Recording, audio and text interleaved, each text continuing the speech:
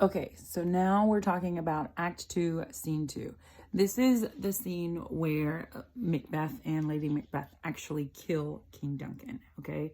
So it starts out in her bedchamber. She kind of walks in. Now, in the time of castles back then, you had like a suite that was almost like 2 or 3 rooms that were devoted to a bed chamber, okay? So she walks through and she starts to just kind of talk to herself. Again, this is a little soliloquy because she's the only one on stage, so that way we can get her true feelings.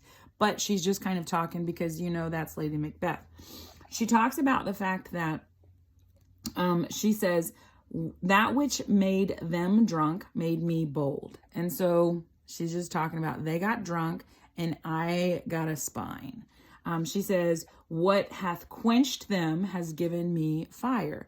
Again, what she's doing here is kind of like opposites. Shakespeare is really keen on the opposites because if you know what it's like to see somebody drunk, then you flip that and then you know what power she has, okay?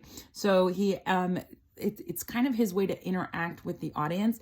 And so everybody's having their own interaction, their own kind of play, as you will. Because if I have an experience with a drunk person and you have a different experience with a drunk person, now our interpretation of this is a little bit different. And so she goes on, it says, the owl that shrieked, the fatal bellman. Now, owls are a symbol. I'm going to let you look that one up because owls are going to come back again and again and again. And it's very important to know, what do you think an owl would symbolize and why is it so important that it comes back?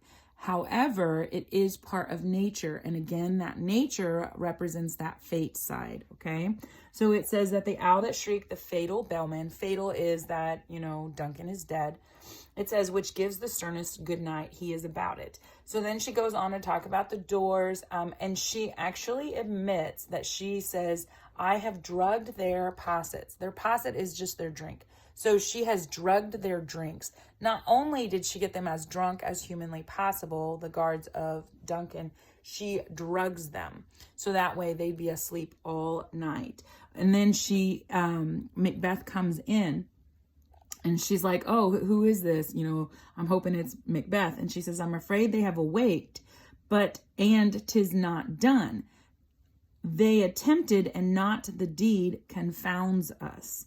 Hark, I laid their daggers ready. He could not miss them.